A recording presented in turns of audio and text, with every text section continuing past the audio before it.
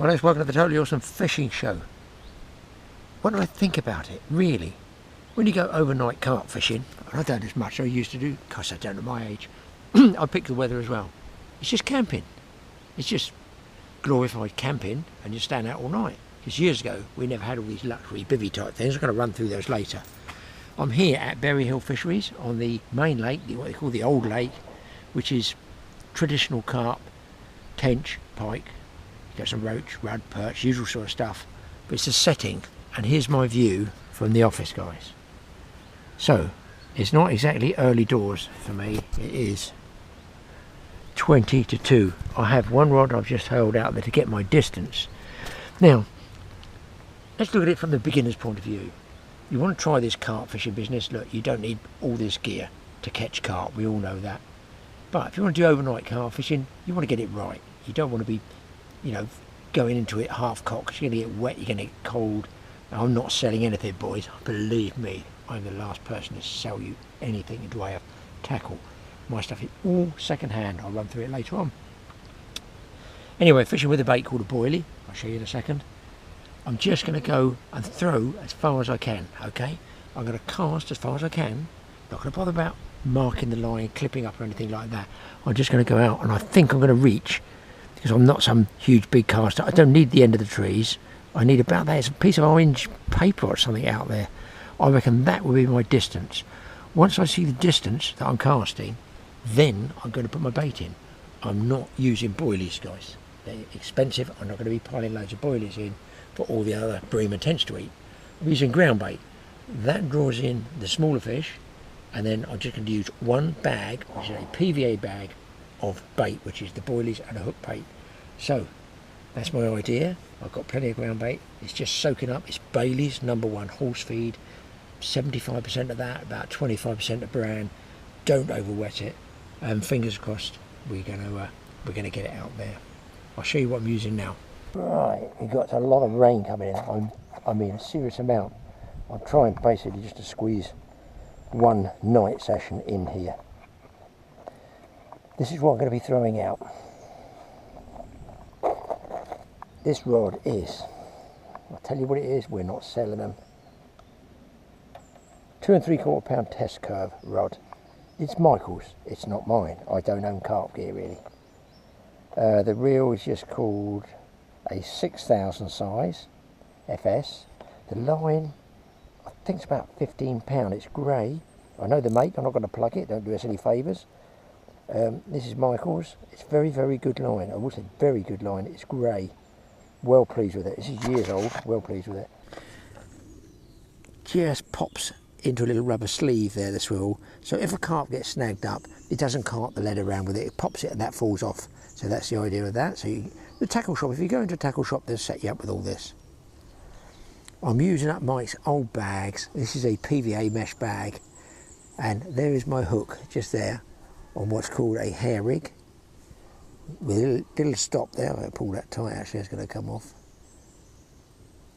And the hook is, I forgot, I think it's about size 6 or 8, one of the other barbless. So there's a stocking, I'll show you that dissolving later on. And I'm just going to wang this out, see what distance I've got, and then follow up with the ground bait I've got. But first, I'm just going to lean this up there. I'm going to show you the ground bait. So, ground bait here is the feed. I'm going to make up balls I can catapult distance. Now, you'd think you want to put a big ball out there. Okay, fine. I want quite a firm mix, I'm going to call it. And I don't want it too big, because I want... Oh yeah. Go on then. Tempt me. I want to be able to get out there, so I'm not making it too big. If I make it too soft, it's going to explode in the air. If I make it too big, I'm going to fall off with the distance I want, and thereby I'm not going to get the bait I want. So always beware of ground baiting first, and then finding actually you've ground baited miles, but you now can't reach it. So I'm doing it the other way round. If I was fishing closer in, obviously I had no trouble. What I would do is look for a reflection in the water, say from that tree, get the distance I want, and just bait up while I'm getting all my setup ready. I'm squeezing these very hard because there's loads of bream in here, and I want that to break down slower. Right, that's all you need. What is that, a tangerine? Is that a tangerine? Oh, there's the phone going. Yeah, I know.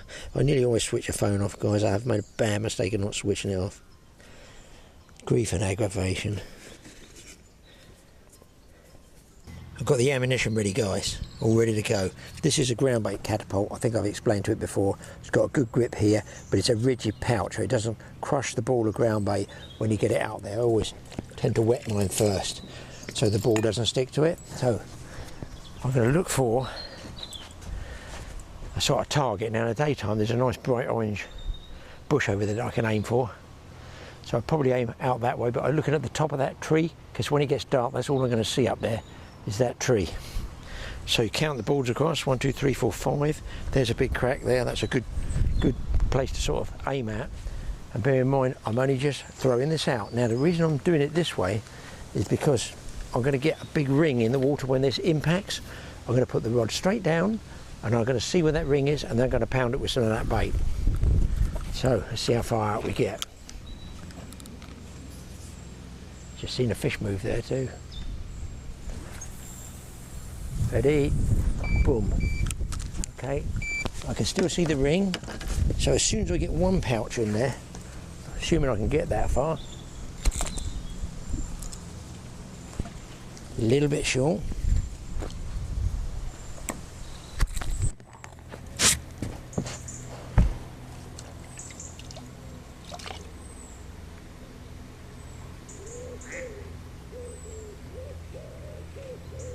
You see the ring, and I can bait up around that sort of area. Now I'm also making up some smaller balls here, which are roughly sort of about the same size as you would make those mesh bags up with the free samples in. So the carp will get used to that size. And of course these will go farther, so you probably won't need quite so much power to get out there.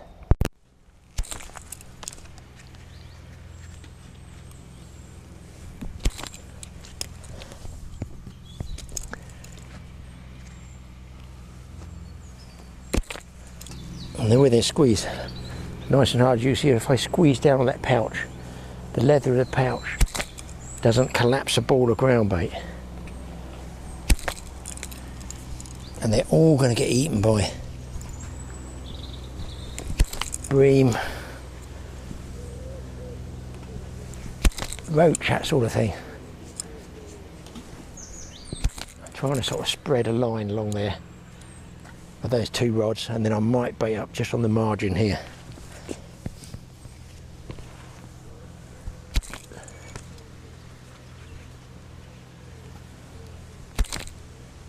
Using that oak tree there, like, watch, that gives me the line.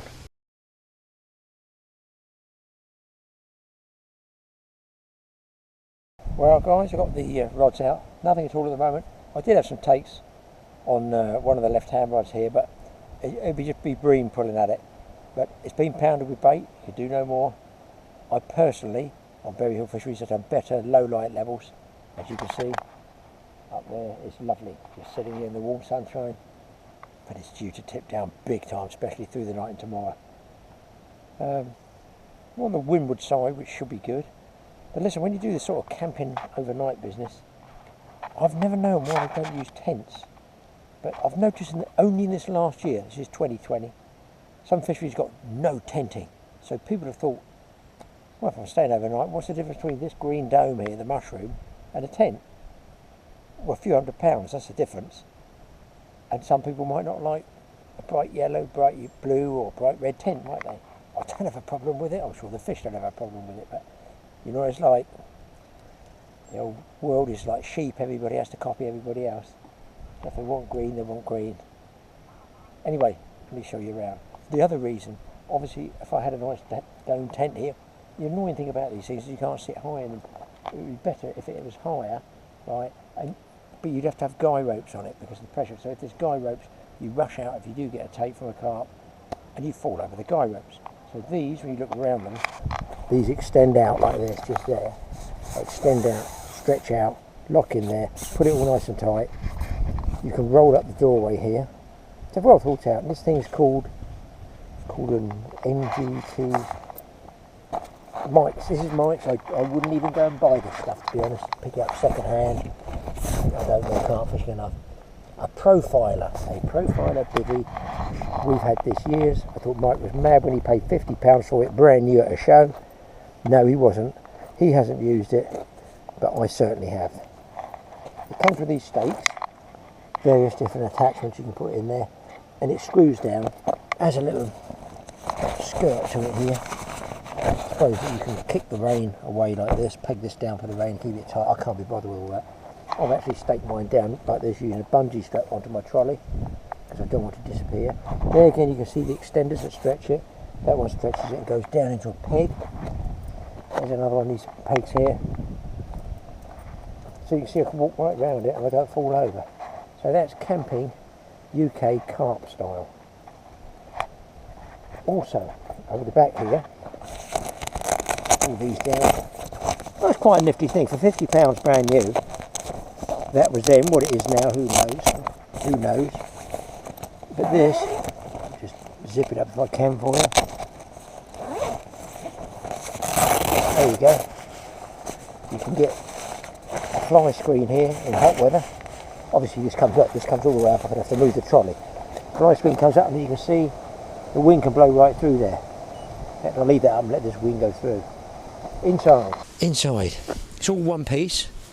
It does zip apart there. I assume that opens up even wider, I'm guessing, I don't know. I've never even opened it up, to be honest. I just put it up, get a few hours sleep in it, catch a fish or two and then go home. This was second-hand bed chair.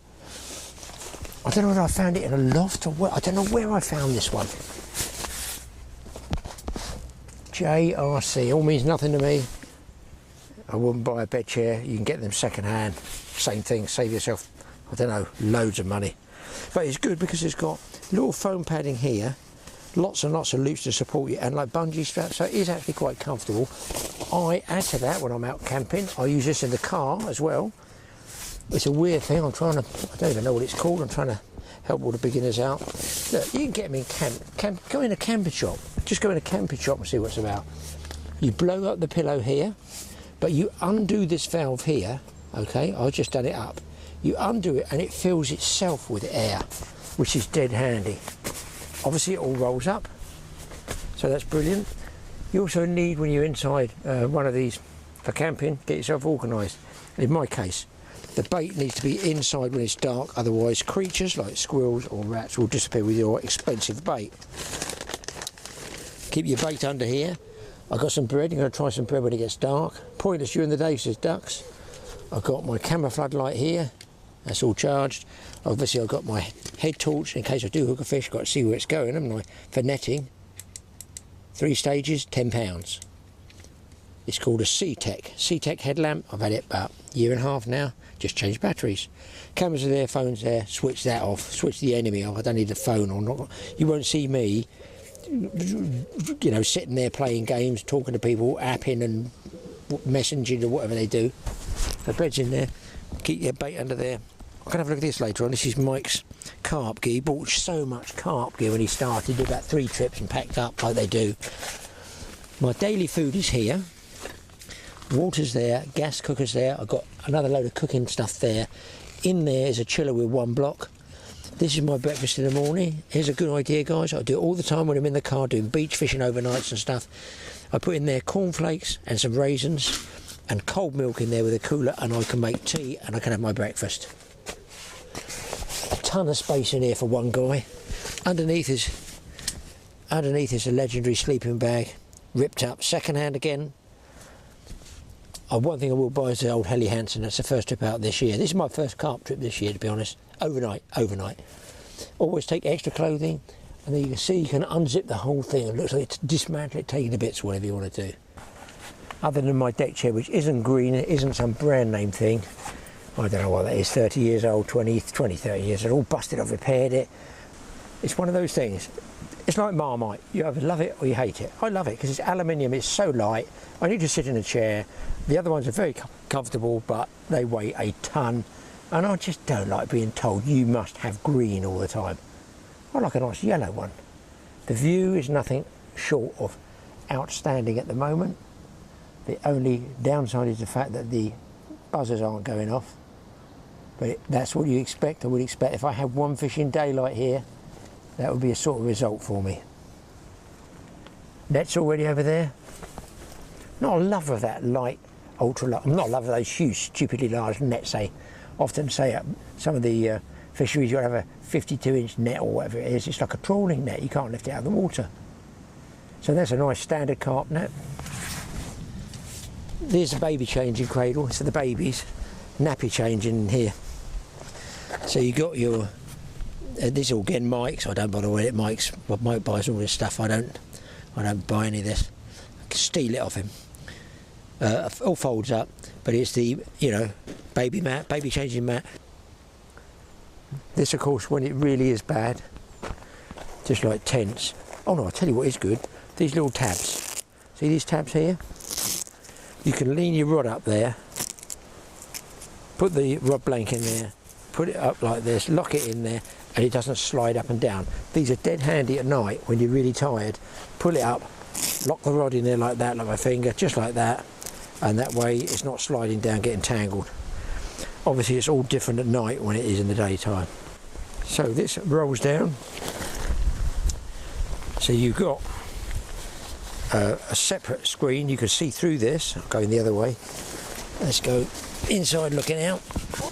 So as you can see, when it's really wet and horrible, you can either zip this down all the way, seal yourself in here like this. Okay, so make sure you do put that out and tuck this in like that, so that the water runs down the outside, out on the outside of this flap. Don't do what I often do, is put that flap there, this flap on the inside, it tips down with rain, the rain runs in here, comes back under your feet and soaks absolutely everything. So when there's a storm, when I go to bed, and I assume that's what that join is there for, you can just fold this in and zip that down. Now, you ask yourself, here's the rod going off, buzz, buzz, buzz, buzz, buzz. Great, fine. You've got to do all this unzipping, which kind of the fish might have gone. I mean, I'm using bolt rigs, or just standard self-hooking rigs. It's sort of idiot-proof. You don't even have to be at the fish to use it. You've just got to cast a line out and you hook yourselves. So you can take this whole thing off if you want, but just around the edges, there's a couple of, look. So you can, if it's not raining, just dab those Velcros together. So if you want to jump out quickly because there's a run, like this, the Velcro breaks. So good idea. Yeah, it's been thought about. A secondary zip, so that again you can unzip that.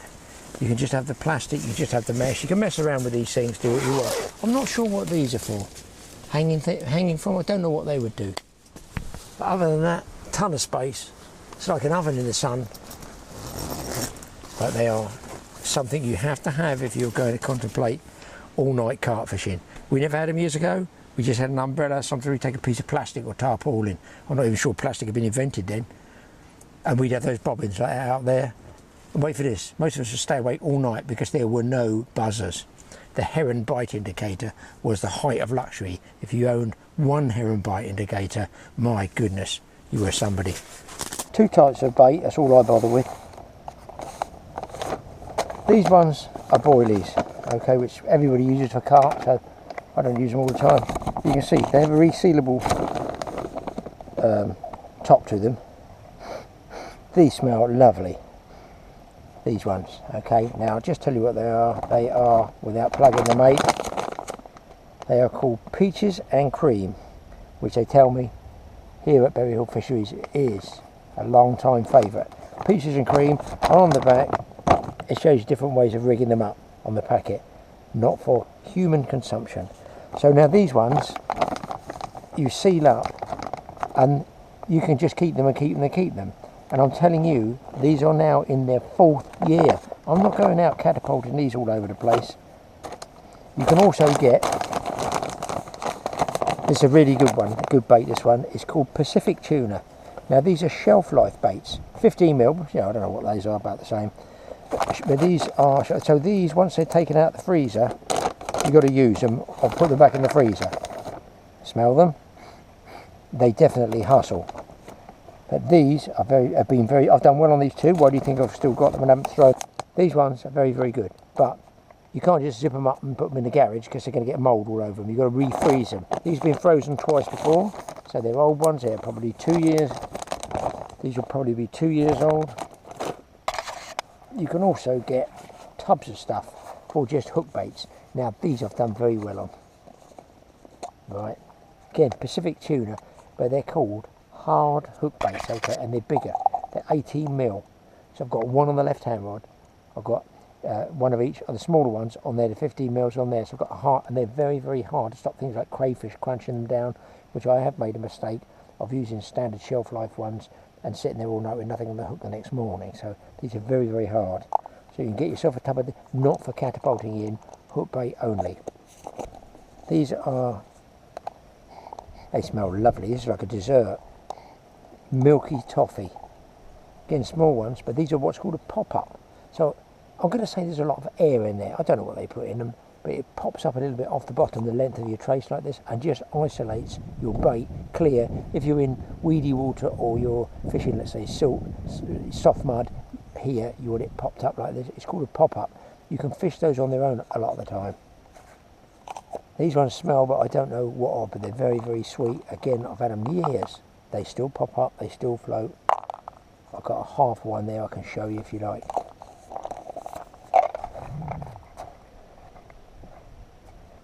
Dropping down here, look, watch. Bump. You see that there? Very, very buoyant, so you can push it under, it comes up all the time. There, watch. Bump, and that's when it pops up off the bottom. It's called a pop-up. You generally fish those singly, you fish them singly. Now out there, I'm seeing carp in all that dead leaf area, and I can't reach them, which is annoying, because I feel sure they take a bait off the top, and I'm 90% sure. I have tried with one of Woody from Hereford, tackle shop up there on the River Wye. There's a great big giant float. It takes 4 swan shot, can you believe? But I'm not even sure I can get out there. I might try just firing one of those pop-ups out there. I've already tried bread, and the bread, well, just attracts ducks, but the ducks don't generally come to the pop-up. So we're getting near 25 to 4. It's about time one of these alarms went off, guys. I'm fancying that swim to go off first, and I reckon that would be a nice one in the margins, float fishing for stuff like tench and bream. Boys, I'm on.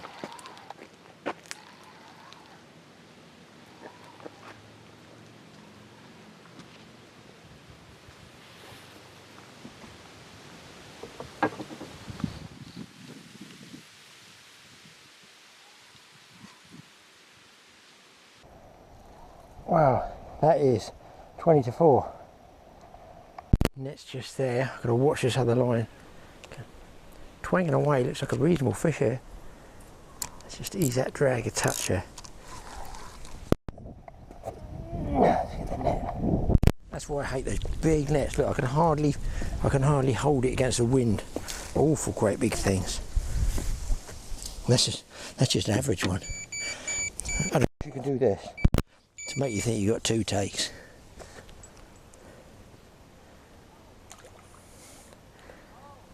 Now, I think that was on that Pacific tuna, I think. What I've done now is go to back wind as well, so I can let go like that if it suddenly lunges, and I've got the drag as well. All for beginners, experts, go back to the bed chairs. Mind you, I was on a bed chair, wasn't I, just then when it went off. Well, he's going now. Oh, nice fish. That's better than I thought. That is way better than I thought.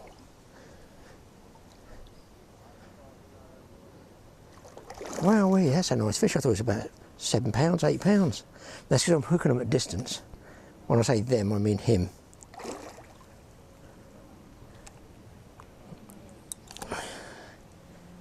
Just going to keep that power on him.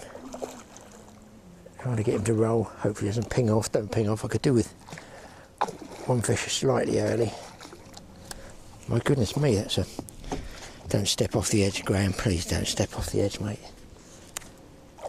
Now see how this is scrapping in here, it was out there, deeper. Basically just sort of wound it in and it loads up here. He knows the net's here as well. Here he comes. Oh, good Lord, if I had a brain it'd be dangerous.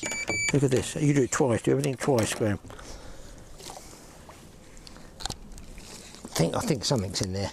Probably got a seagull and a duck. A dog and a duck. When we swim out on.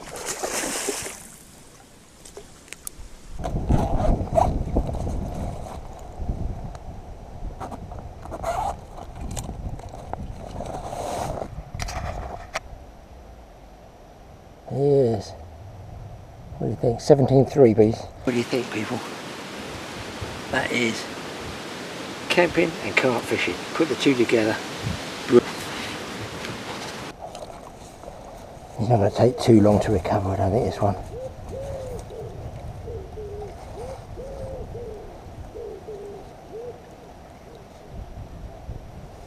There he goes. Brilliant. Wow. Good start. Good start. That was a good start. Let's get a cloud over. I said I wanted one before it gets dark, because now I'm greedy. Yeah, I want another one.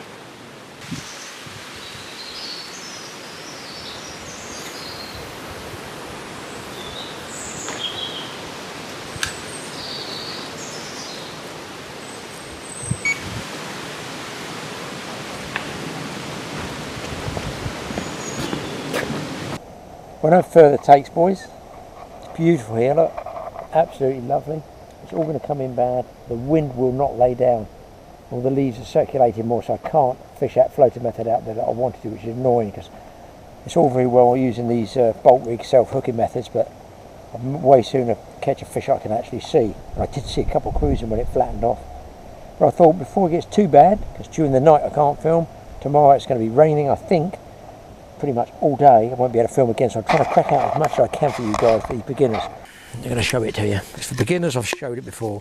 You can get different gauges of this mesh. It's just think of it as a sort of nylon stocking, a white mesh. And it is a PVA mesh which dissolves in the water.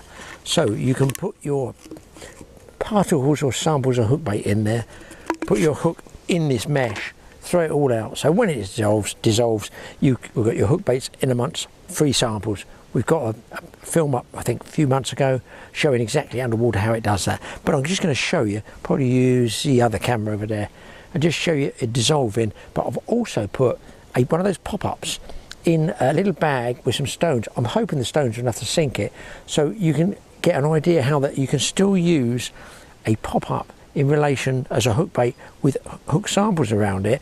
So the bag dissolves on the lake bed, boom, it goes like this. All the hook baits can be, say, Pacific tuna, for argument's sake, on the bottom, or any other flavour that you want. And the pop-up, it just starts to rise, but it's tethered by the hook link, say, that far off the bottom. And you'll get the idea, the principle of what the pop-up does. I mean, this one should float to the surface. See what we can do with it. Yeah, I was just doing this, get myself organised when it started beeping and tweaking. So let's see if we can give them a second helping.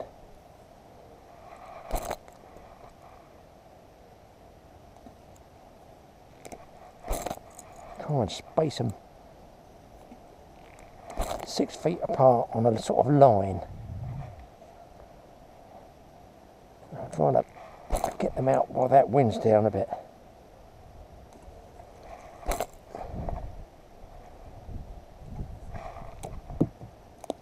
Well, that's not very nice down there. It's not going to catch much, is it, Graham? Here come the seagulls. That one's going to go. Right on the money. Kettle on. Can't beat a cup of Rosie Lee. Yeah, another totally awesome tip is if you get these, oh that was a beep, if you get these freezer ones, just keep them in a cool box. I mean, I've got my milk and stuff in there, and that way they'll last a bit longer, because what they do is, obviously I've had those ages, so you get a residual bit of moisture or something come off them. That's what I find. And it doesn't actually dissolve the mesh bag, but it might do. It might make it break down halfway through the cast at night when I can't see what's happening. So why not keep them chilled? They'll last a bit longer. If you don't use them that way, put them back in the freezer, use them again. third trip out for these babies.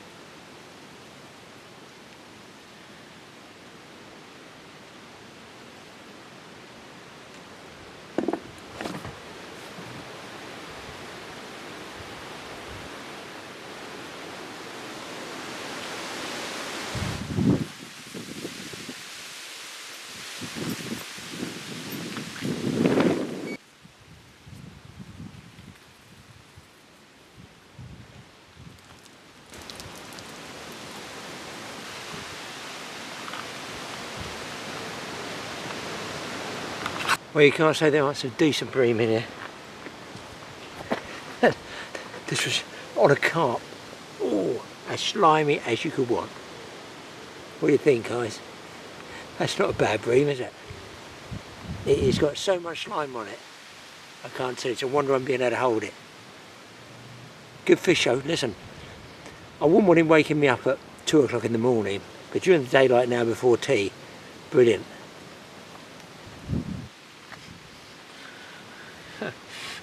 Yak.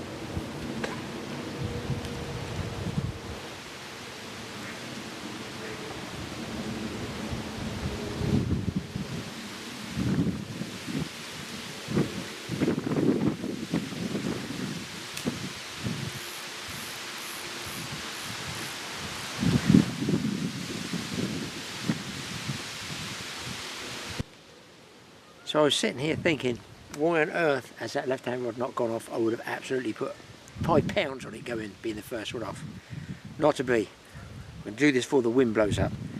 So I figured it's like silt or something there. This is an old estate lake, so there's going to be mud and silt there. If you cast with a big lead like this, boom, it goes through the water surface and then it buries in the mud and it pulls the bait down with it.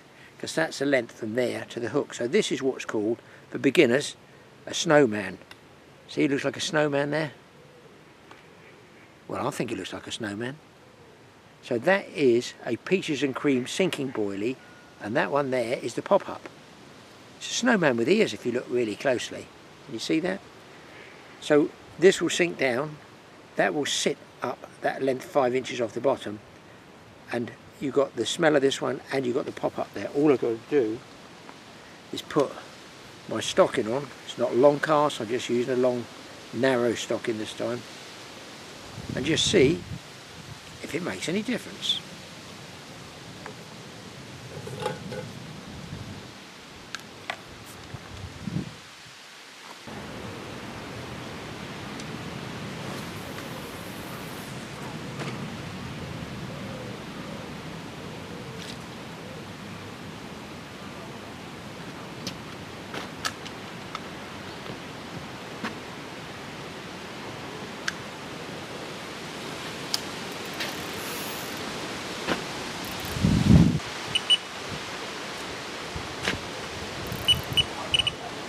The other thing I think I'll do, I did see 2 fish move there.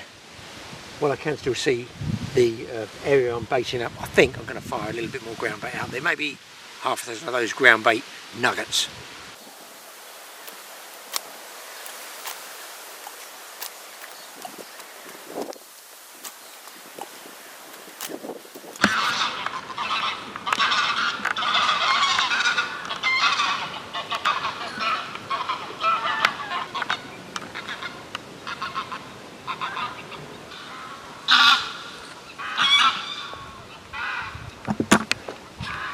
Bye!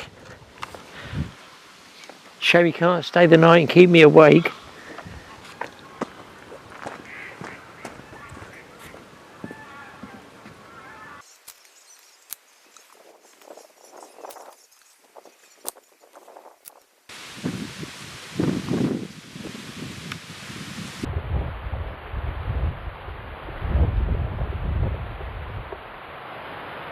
Guys, I got a hook up and broke the rod at the same time. It's Michael's second rod.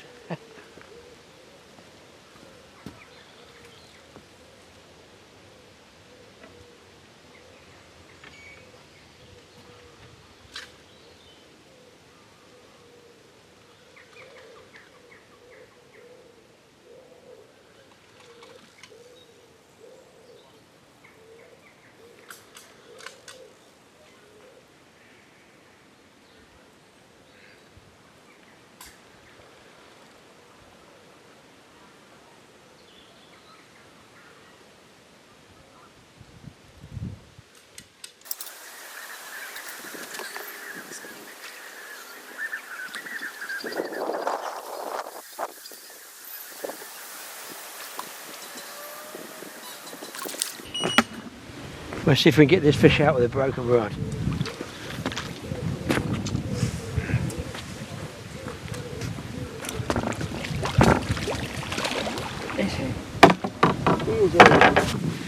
Please don't tell Michael I've broken his second rod. He's a nice one, but he's a bit of a schizo carp, this one. Let's get him back.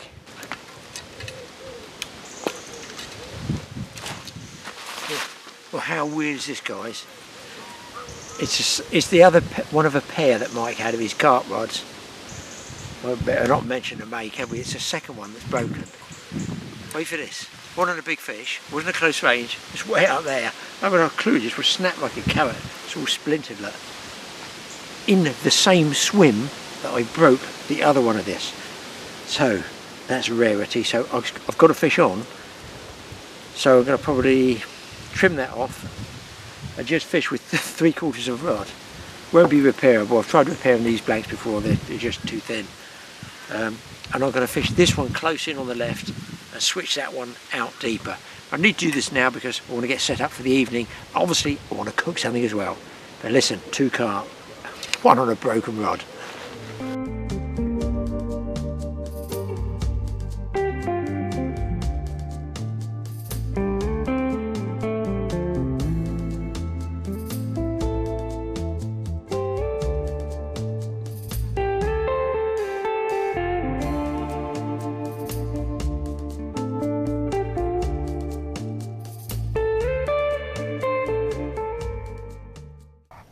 Well, what's the chances of breaking the second of a pair of rods in the same swim?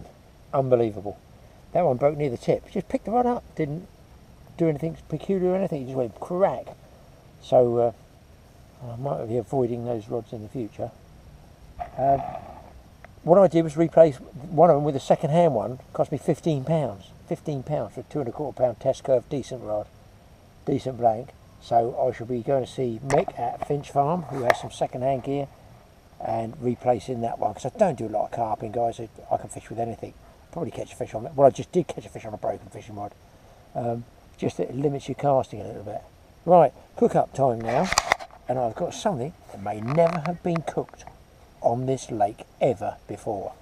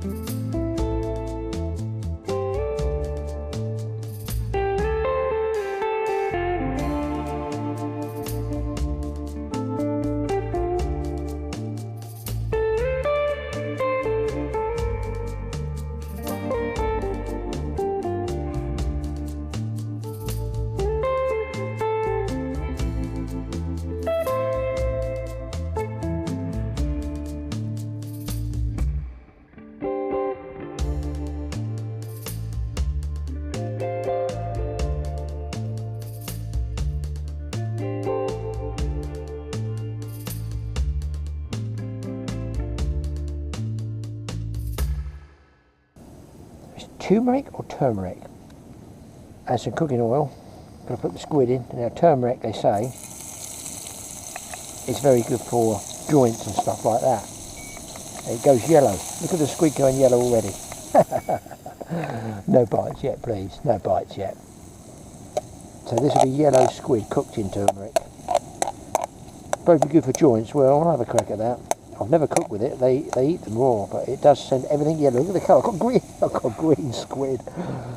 I have a green stomach by the morning. Now, barely 5 minutes for this, I reckon, guys, because that's hot. This stuff.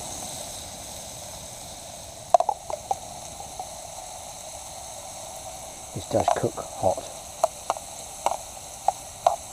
And the squid rings generally go sort of round.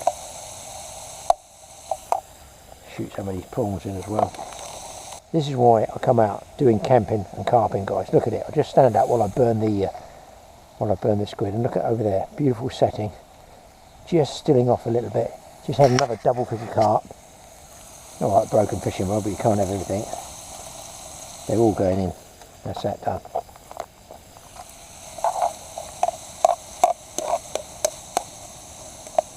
Could have rice with it, could have rice, could have boiled potatoes. We'll see how this goes. It's going to one place. It's going to Tum Tum Land. That's cooking away, going greeny yellow. And that turmeric's supposed to be very, very good for arthritis, joint stuff. And one of Mike's, I think it was his wife's grandmother, she's 80 something, swears by it. She started taking it and she had back pains, and she swears by it. And Mrs. P, who made this up, the baker lady for me, she makes it up out of the real root, not the powdered dusty stuff, you know, you buy in boxes. No, she does it with the root. She puts other herbs with it, and I think she puts some olive oil, and you have it in a jar. I've got a little bit. You just have it in a jar. It's a weird taste. I have to say, it's a weird taste. Anybody else have a penchant for fried turmeric? Maybe you shouldn't fry it. We can find out in a minute. Oh no, no beef. No beef. Especially a bream.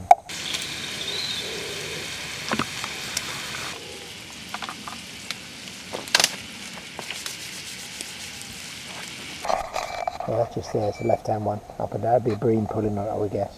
And that's, I think, a Snowman rig there. So it's quite a big one. It's probably too big for the bream, you see. And I just put a cool box in here, just to keep that cool. What's wifey giving me? Thai sweet chilli sauce to go on top. What a mishmash. Hope it's not going to be tummy time in the middle of the night. I think most of it's stuck to the bottom of the pan. And I've got to eat something because wifey didn't exactly give me a lot of sandwiches. Right. And look how that settled off beautifully.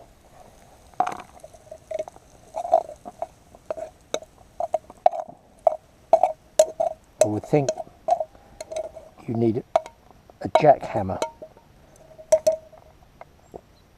Nice. See the old bit of grit there. Wish me luck. I think the prawn might be safe. Really good. These prawns are really, really good for perch. Wait a minute.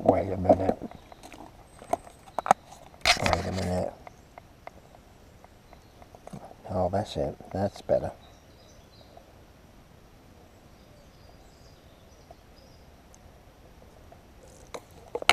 See, quite a lot of Thai sauce there. It's going to be a very dangerous night in the sleeping bag, this. Oh, free rubber bands as well. Free bait thread. What I find strange is that sun is literally set. As it's set, the wind has gone. So it's been blowing all day, as does happen in the evenings. Look at it, beautiful. A few carp moving over there. 1, 2 and a duck. Bobbins are stationary. One good thing is the skies are clear of planes, because we're near Gatwick and the GS is a nightmare. Sometimes the plane's going over. But look at that. This, guys, is why I go out. in the evenings, do a night session now and then, pick your weather slot and just enjoy it. The fishing really, to be honest, is a bonus, as is the cooking. That's definitely a bonus. It's quite moving now.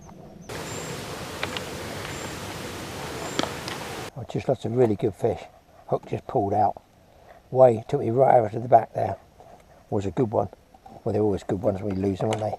And I was just in the middle of doing the dishwashing up, and that again was on, not on the peaches and cream, it was on the Pacific tuna, large size, extra hard, super hard boilie. So needless to say, I've now gone up in the mesh stocking size for the bait, put some more in there, and that's all ready to go back out there and hopefully get a fish. I'd like to come away with 1 or 2 more fish tonight. It is absolutely, look at this, look. Bury Hill Fisheries, main lake. All those little dimply bits up there, they're carp. Okay.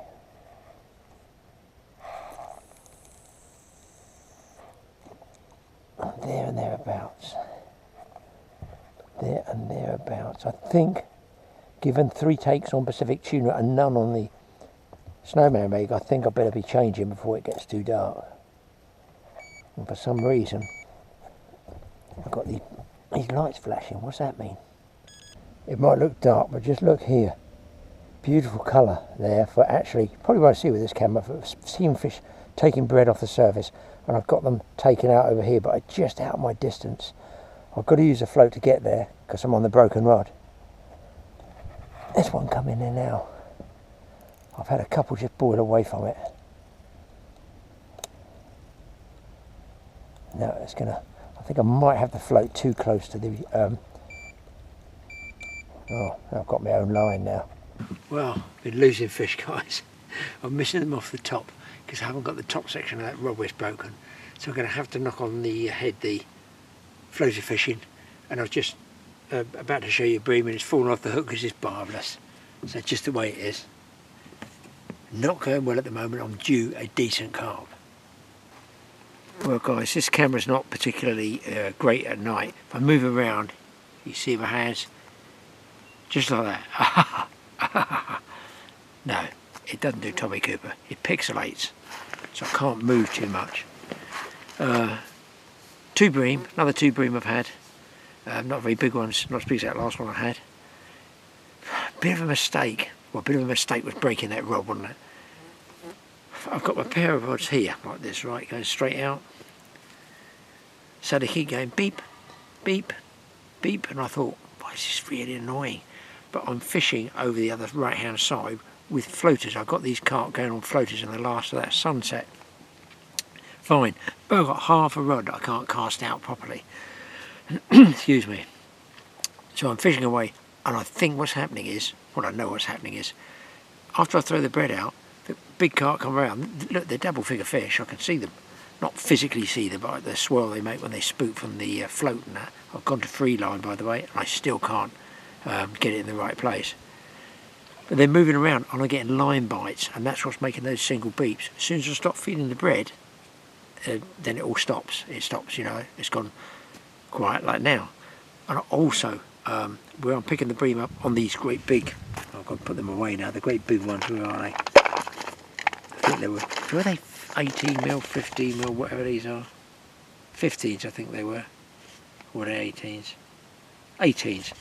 Those 18mm ones, they're still taking those, like, I can't do a bream this big, 3 pounds, 2.5, 3 pounds, something like that.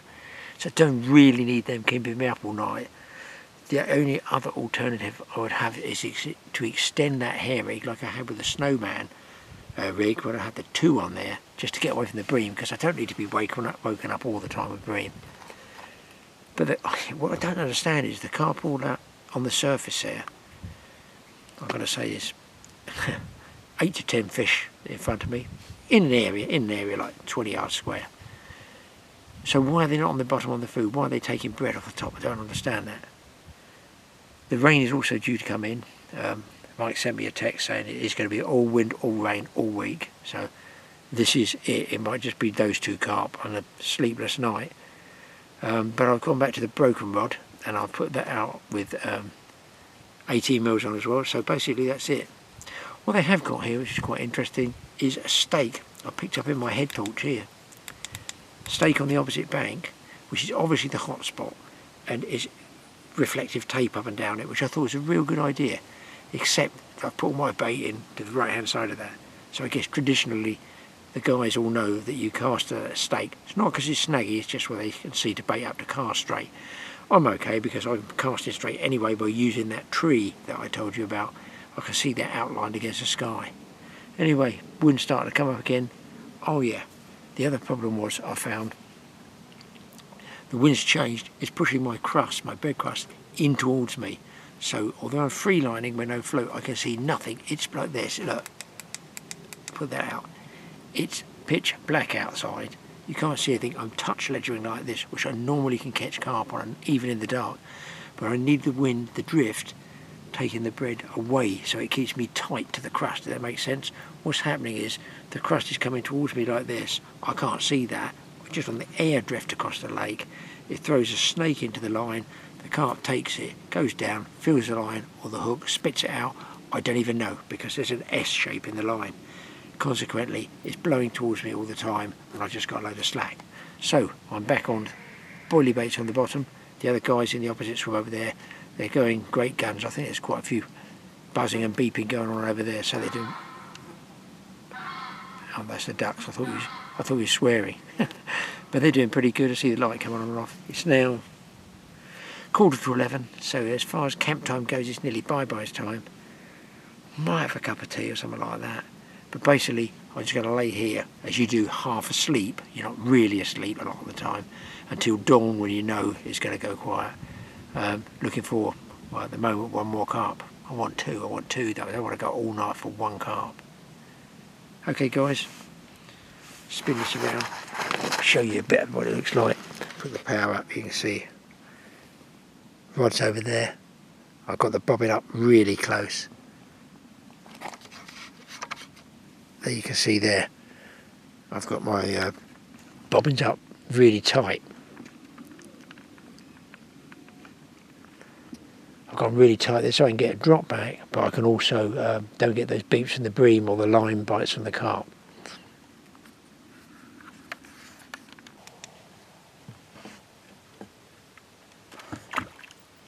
Well, still getting bream, boys. Oh, that's the 3rd one I tried to show you and it's come off the hook. You could hear him splash anyway. And he's taking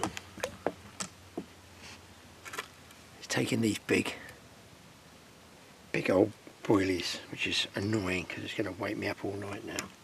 Gone very, very still and quiet now. Unbelievable. Can't hear owls, birds, foxes, nothing. So much for me using a large boilie to get rid of the bream. If you can see there, it's made no difference at all. One again guys, I guess it's a bream. It is. I don't know, I wish I hadn't looked at that clock. 3:30.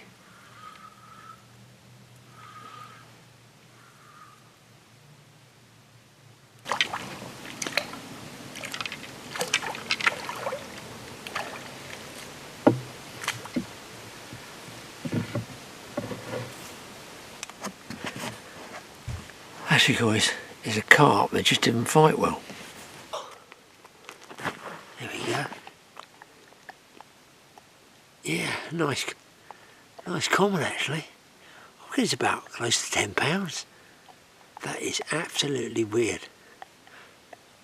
I'd say it is about 10.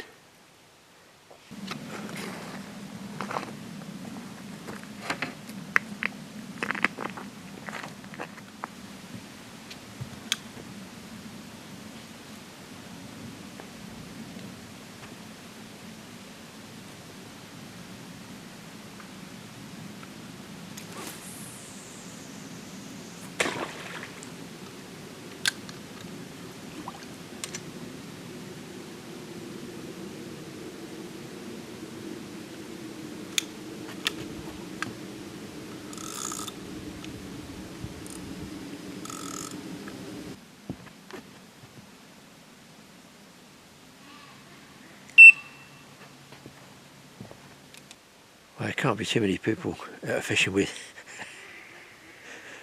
a broken fishing rod, a washing up bottle top at about 3:45 in the morning. I don't think I'll recast those other rods. I don't think there's any point, to be honest. It's so dead. The other guys must be in Z land as well over there. So I haven't heard anything for a couple of hours. I think back to the sleeping bag.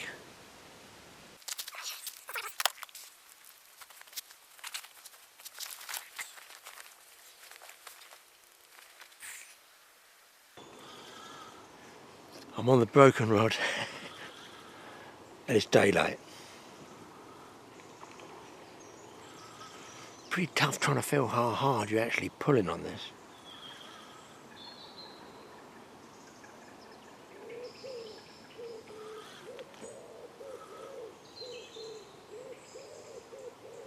This really was a wake-up call. It was a real screaming single toner at 5:35. Come on, babe.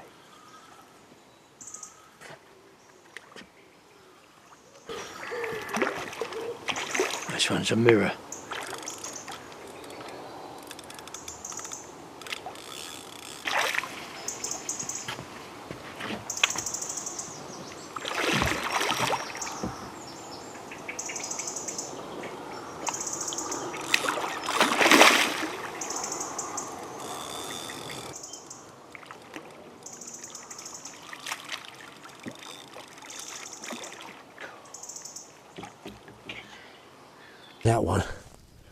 That one really was better than an alarm clock to wake me up. Good fish.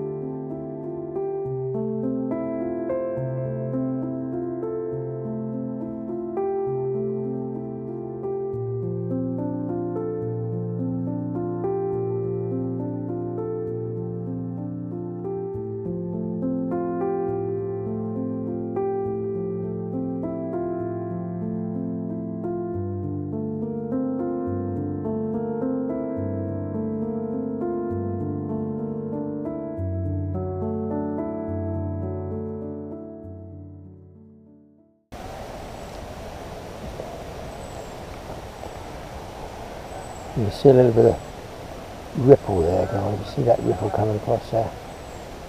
That tells me that possibly the rain's not a million miles away. So there we go, I'm all set up, guys. The microphone lead is totally stuffed on the small camera, so I'm having to do a voiceover. And it's early morning and I'm hooked up again, and you'll notice by the tip of the rod, oh my god, the man's hooked a fish on the broken fishing rod again. Well, listen, I'm not going to just sit there looking at, if there's one ring, even if the butt ring's on there, I'm going to try casting with it and see if I can land a fish on it. And boom, that's it, Graham. Get two on at the same time. Fortunately, that one came off, but it was indeed a carp. I could have had 2 carp hooked up, one on a broken rod, one on a good rod. Can you imagine the mess I would have got in? So this is all voiceover stuff. Here it comes, and it's in the net. Lovely looking common carp. Tickled Bury Fisheries common carp. Do look nice. 15, whatever it says there, 3, 4, 5. Take your pick. Lovely looking carp. And, you know, normally we get fish with the night there, but for some strange reason, it seemed better early in the morning. And as you can see here, I'm loaded up again. Oh, excuse me, I think I'm actually using a normal fishing rod that's not broken this time. Just check everything out. Yep, that's straight away it looks like. Here comes the net. So, I mean, some really good fishing there is what you would expect. There's always a good chance of getting a carp there. I've never had, well, I don't think I've had anything like monster 25 pounders hooked up. I could have, I suppose, but I don't think I've ever really lost any really big ones. Maybe once a few years ago I did hook a big fish up and it carted me off down what they call the jungle. But it's one of those places where you just do not know. And of course, you know, it does get fished, it certainly does get carp fished a lot, but it's one of those places that you're going for the setting, you're going for where the place is, just as much as you are the actual fish itself.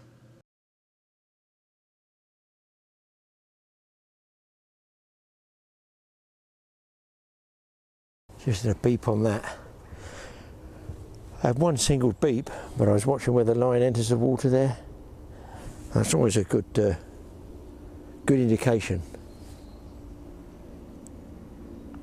Right, I think I need to get another bait out. Oh, you see, it's twisted all this out of the way. That's better. Right, bait up again. This is what happens when you're jumping out of bed too quickly, guys. For yet another take.